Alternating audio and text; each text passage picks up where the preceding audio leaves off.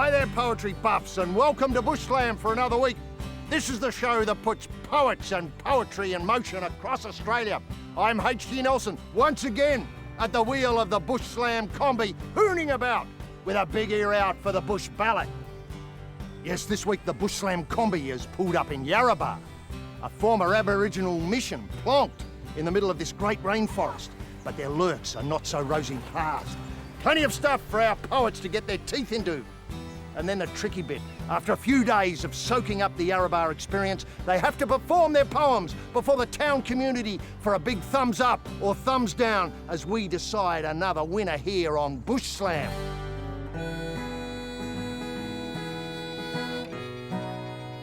I'm Kate Fagan. I'm a poet and a songwriter.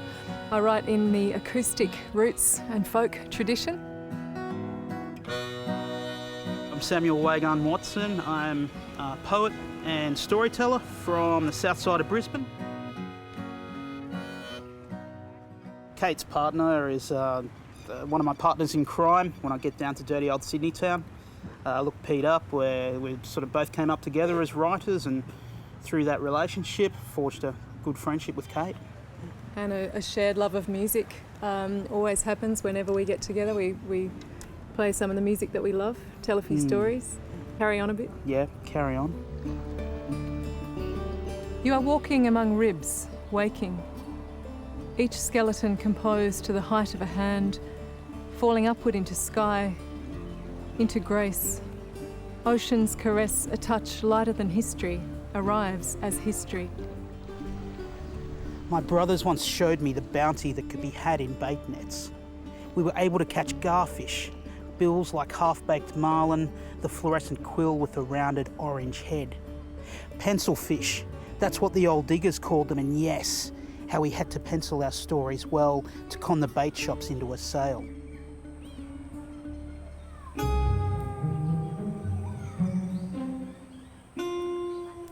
Angie elders are the traditional owners of this area. We're on their country, and I'm very superstitious about getting the blessing of the elders while we're here. Sister Kate.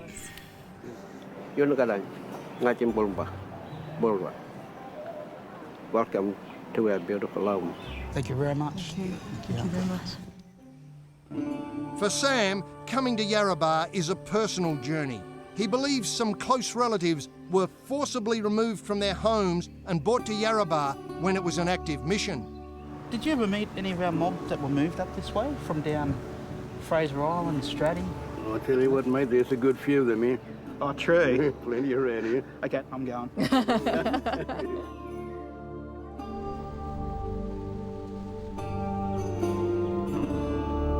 I think there's a lot of very deep stories here, and I can feel them already. Just walking in, I can feel there's a lot that I don't know and I'd like to learn.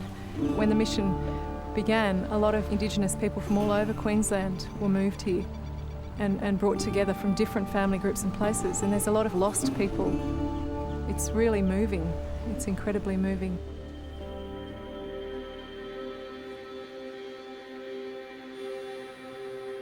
The cemetery, it reminds me of a lot of mission cemeteries that I've visited and gone to funerals. Any one of these older graves could be a blood relative, a patriarch of my grandmother's tribe. Back when my father's mother was a little girl, it was a very real threat for her parents to be moved to somewhere like Yarrabah. We did have senior men from our tribe moved here, which we never heard from again. So, yeah, it's quite a significant spot for me.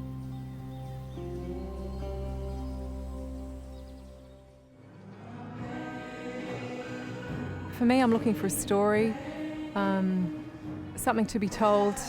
I'm always looking for details to observe. I want to take a listener from one point to another. It's like you have the privilege of holding their hand for a second and walking them through a place. That song, you hear it a lot. You hear Amazing Grace in many different places. But I couldn't help thinking I've never heard it in a place like this.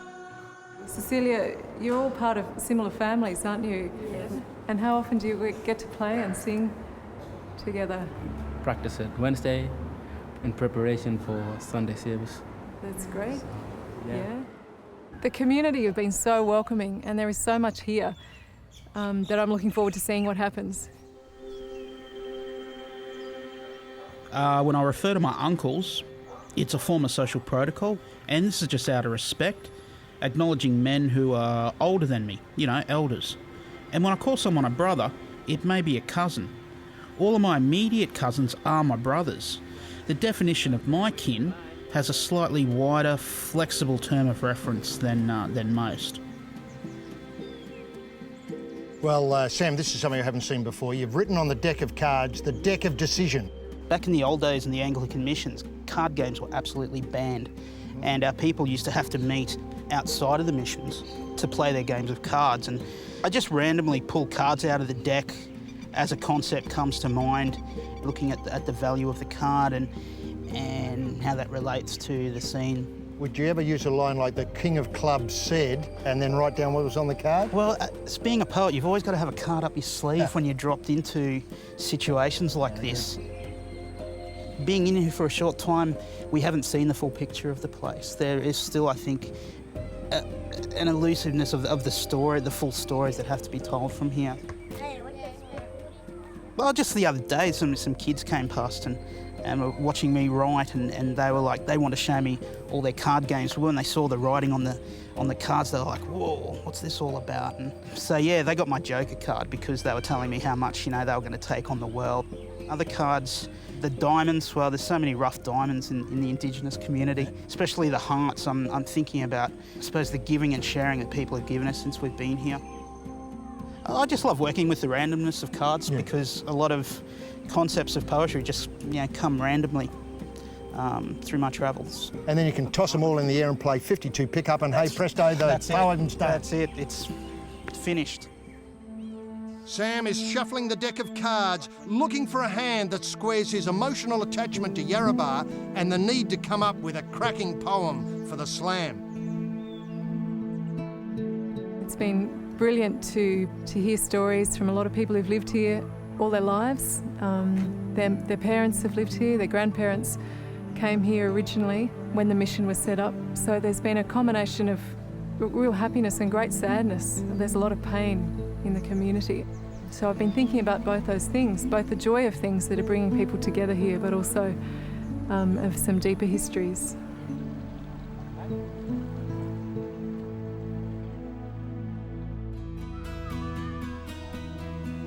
In the dream time in Yarrabah, there's this big shark they call Jajenji. And one day the big shark, he saw the stingray, Yulu, and he thought, well, I'm gonna eat this stingray.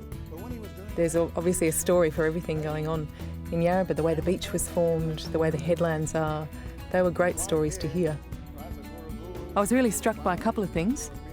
The way the kids were listening, the attention that they were giving Uncle Bob, and the kids were absolutely rapt. For me, with the poem, I think I came to two images that seemed to have a great permanence here. Two of them were the wreck that's off the shore there, off Yarrabah Beach, and the other one was the sea eagle or sea hawk, which is absolutely central to the formation of Yarrabah, according to the Yarrabah stories. Really, before he became the sea eagle, he was a man. And he walked this place and he named a lot of our traditional country. See, we believe too that, we believe there was a God. We call God Kybra, Supreme Being. But Guila is the person that looks after us for God. And he circles around here. Circling and over the wreck that way. All over the wreck, all over the islands, everything that's belongs to Yarrabah, Guila will look after. When they talk about cyclone, we here, Yarrabians, we get a bit complacent because we think, well, cyclone not going to hit Yarrabah, because we got Guila. Yeah.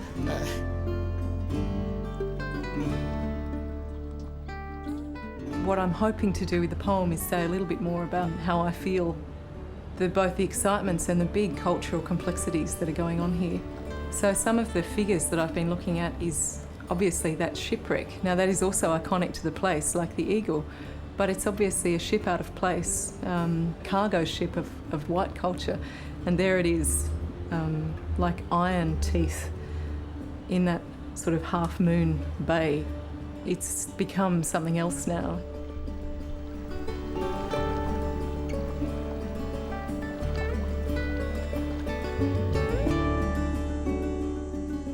museum here. There's an uncle and a team who have put together the Yarrabah story from the grassroots level. So there's certain things I'll know I'll find there, and hopefully there'll be some other little surprises. Oh, thanks for welcoming us in here, Uncle, to the museum. So it's an important part of the community's development, I suppose, keeping all these stories alive. The information, Yeah. This place gives us the opportunity to do things like presented where we've come from, the traditional people, their version of history, their creation story, their beliefs and values, go through that timeline there where we're at today. And on that wall over there, you'll see another presentation by the Mitchell Library, the version that's presented by authorities here at the time. History is important. I think knowing who you are, where you've come from, it matters.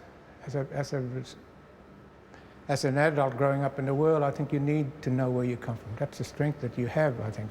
I think that's missing for a lot of people, especially how history is based on removal, people being removed from other parts around Queensland. Yes.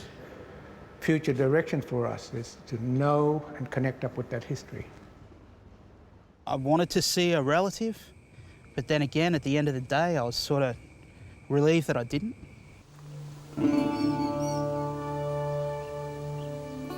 Hello? Hello? Come in.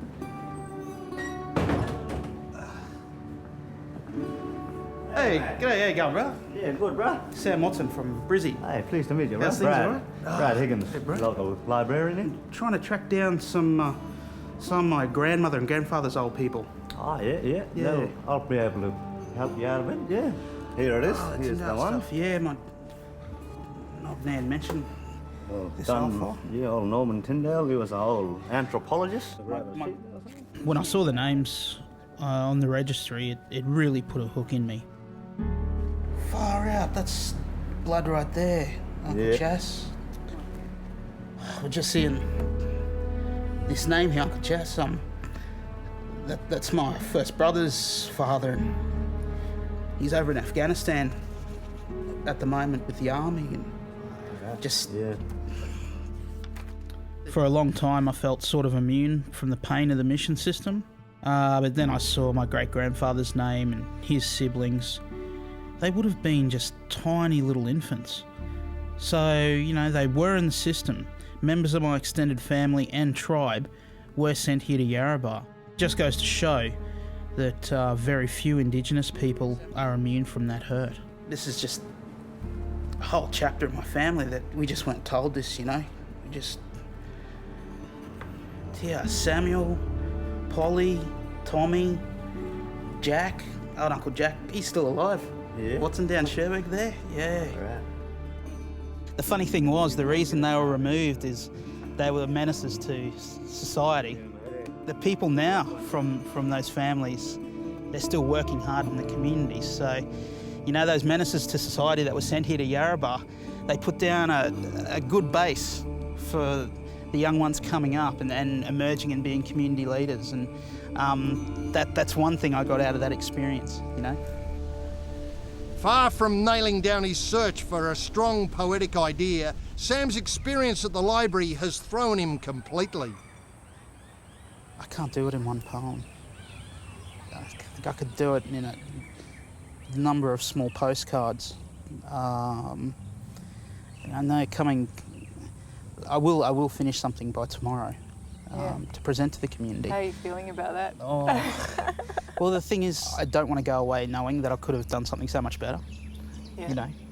It'll take time. There may be later poems. That sort of it feels like just a beginning. Again, it's this, even 3 days is such a small beginning, a small step. I've got plenty of flesh for my poetry. I've got no bones.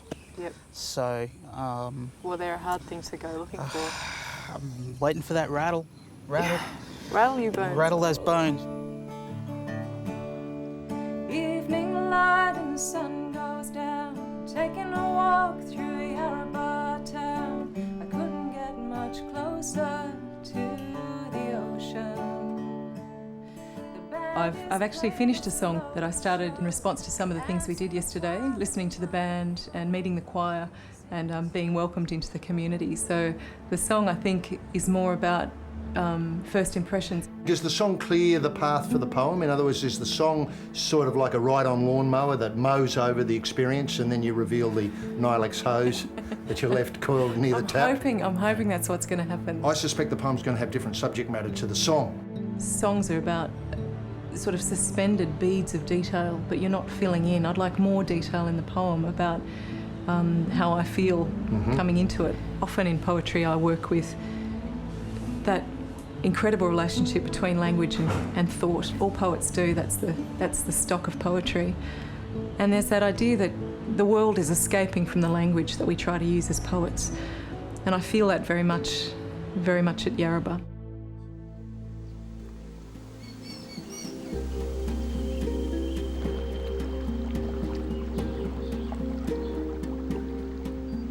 Well, Sam, you've had a bit of a breakthrough, I understand. I've come up with this concept. I mean, we're here in this, this beautiful location, and concept just occurred to me before about like the fishing net that's been thrown over my people's land. Yeah. What's been jagged in that net, and my journey so far. And I think I'm ready to sit down now and write something. So. Yeah. And is this a way you often work? Is this search for a central image that allows you to then, if that's the shell of a car, now you can put the tyres onto it and off you drive? Yeah, I'm ready to rock. I'm ready to rock and roll. Right. Yeah.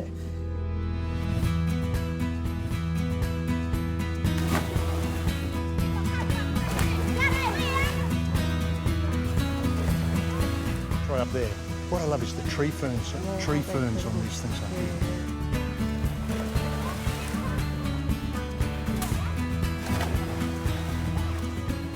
Kate, here we are bird watching.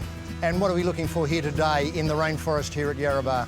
In the Yarrabah rainforest, I'm not sure if it's going to come as far down, but here in Yarrabah the prize would be the Victoria's riflebird. Extremely rare, but a beautiful bird. Now, okay, the cut to the chase here. Poetry and bird watching.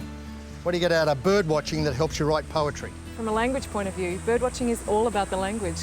You're looking for the rose-crowned fruit dove, or the spectacled monarch, or the trumpet manico. Everyone's fascinated by something that is so beautiful, but we can't really catch up with it. I mean, it's in a realm between the earth and the sky, because you can't get to where the bird is. So they're kind of fascinated. They're just out of reach, and I think poets are always looking for things that are just beyond what you can catch. Yarrabah just out of reach, hence the rifle bird, that sort of idea? Right, maybe. Oh. I can hear honeyeaters around, but I can't see them yet.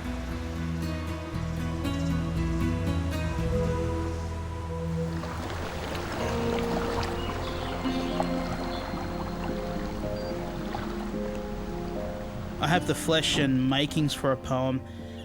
It's just I don't have the bones for a body of work. I wasn't expecting either an emotional element to really infiltrate the creative process of my work as it has, and I'm not sure if it's a wide enough window to write something that I'll be really happy with.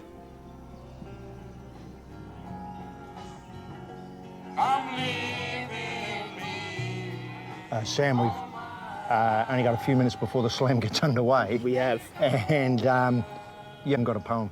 I don't have a poem. I was so looking forward to this gig, coming to Yarrabah, and in the back of my mind it was like, I was coming in as an outsider.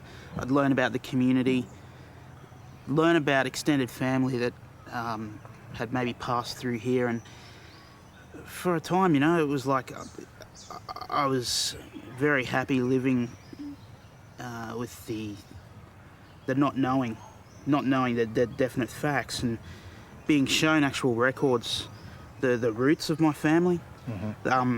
The man who I'm named after, my namesake, I'm just sapped. There's something that's just not fun about it at the moment. And for me, writing is all about fun, and I've just hit a wall.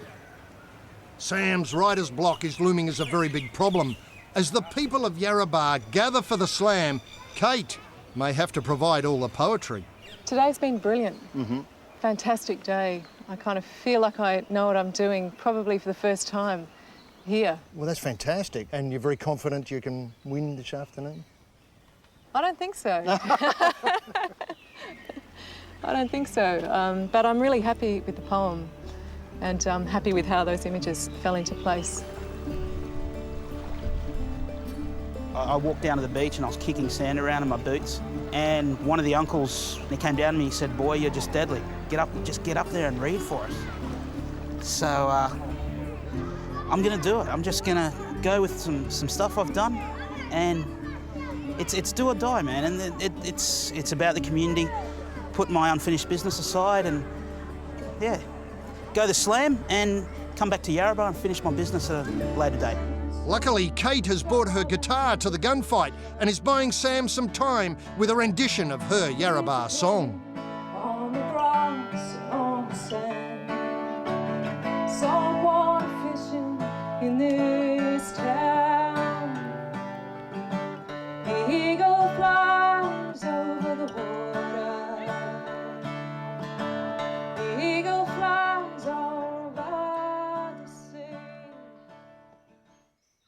Good evening, Yarrabah, and welcome to Bush Slam.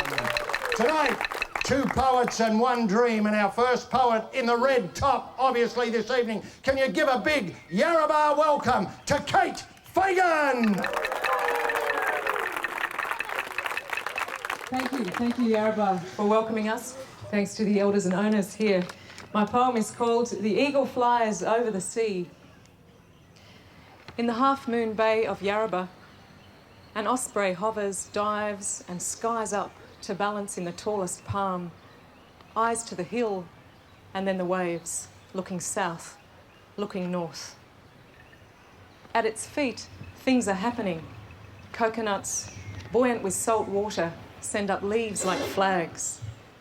They float away, then back, away, then back. The ground is rearranging itself without words.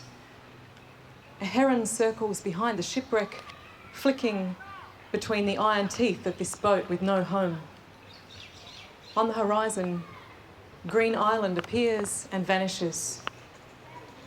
The osprey, seahawk and hunter drops to the earth to scoop a fish from the water. For a second, it changes shape to make this pact between the ocean and the air. I am placeless among these things, but given welcome. In the school, Uncle Bob talks to us about Yarrabah. The kids are listening to stories about the dugong and shark, stingray curving over mud and sand to make a beach, and the turtle pushing up mountains. The eagle flies over the water, watching out. The boulders on the headland mark every arrival and exit. They are a memory of the seahawk and belong to the bird, to Yarrabah. Clouds are massing offshore. Sails cut hemispheres from the blue. Thank you. Thank you for letting me write about those things. Thank you. Can you please give a rowdy Yarrabah welcome to Sam Wagan-Watson? Geez, thanks, HG. That's tough competition, and this isn't the poem I wanted to write, but maybe that's for my next trip. This is just a little side poem I wrote, and it's called Elusive. It's about the mystery here. Elusive. Yarrabah's beautiful community unfolded right in front of me, but their story still ever elusive, like the wreck in front of the church and how its resident crocodile remained a mystery to me. But maybe after 3 days, I'm still city blind and blocked up and can't see for looking. But I can hear the squawking seahawk, Goyala, shadows, the tidal wake, echoes off the mountains, beautiful Yabara song. Thank you. And now the tricky bit, Yarrabah, you have to decide which poem was better. Were you in favour of going really loony for the red top poem from Kate Fagan? Yeah! On the other hand, can you reduce yourself to rubble for the man in black, Mr. Sam Wagan-Watson? Look, I can't split them, ladies and gentlemen. I'm declaring a dead heat here in Yarrabah.